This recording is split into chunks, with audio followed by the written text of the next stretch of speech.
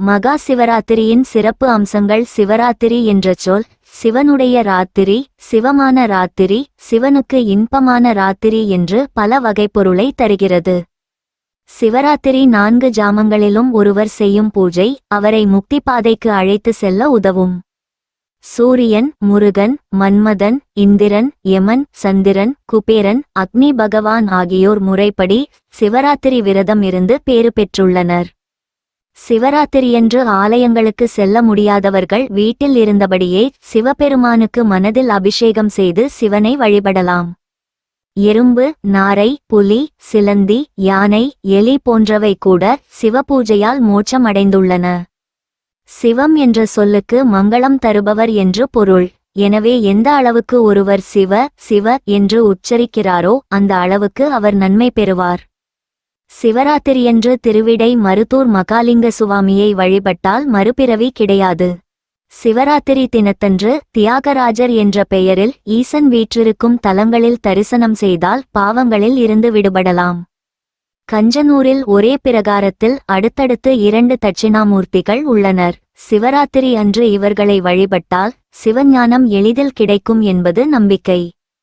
சிவபெருமான் லிங்கமாக உருவெடுத்த தினமே சிவராத்திரி என்று ஒரு கருத்து உண்டு. திருவதிகை தலத்தில் உள்ள வீராட்டானேஸ்வரரை சிவராத்திரி தினத்தன்று வழிபட்டால் ஆணவம், கர்மம், மாயை ஆகிய 3ம் நீங்கும். பண்டரிபுரத்தில் உள்ள பாண்டுரங்கன் சங்கர மற்றும் நாராயண வடிவம் என்பார்கள். பாண்டுரங்கன் தலையில் கிரீடத்துக்கு பதில் பாணலிங்கம் இடம்பெற்றுள்ளது.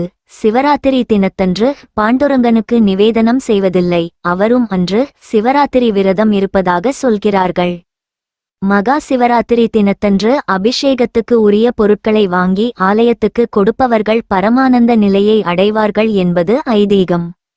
ஊத்துக்கோட்டை அருகில் உள்ள சுருட்ட பள்ளியில் மட்டுமே சயன கோலத்தில் ஈசன் உள்ளார். சிவராத்திரி தினத்தன்று அங்கு ஈசனை வெள்ளி அங்கியில் தரிசனம் செய்யலாம். சிவராத்திரி தினத்தன்று சிவபுராணம், தேவாரம் மற்றும் திருமுறைகள் படிப்பது மிகவும் நல்லது. திருவைகாவூர் ஈசனை சிவராத்திரி தினத்தன்று வழிபட்டால் மரண பயம் நீங்கும். கருட புராணம், கந்தபுராணம், அக்னி புராணம் உள்ளிட்ட பல்வேறு நூல்களில் சிவராத்திரி மகிமை பற்றி குறிப்பிடப்பட்டுள்ளது. சிவராத்திரி தினத்தன்று மாலை சூரியன் மறைந்ததிலிருந்து மறுநாள் காலை சூரியன் உதயமாகும் வரை சிவ பூஜை செய்பவர்களுக்கு எல்லா பாக்கியங்களும் கிடைக்கும். ஒரு வருடம் சிவராத்திரி விரதம் இருப்பது என்பது 100 அசுவமேத யாகம் செய்த பலனும் பல தடவை கங்கா குளியல் செய்த பலனும் தரவல்லது. சிவராத்திரியன்று கலச பூஜையுடன் லிங்கமும் வைத்து வழிபடுவது கூடுதல் பலன்களை தரும்.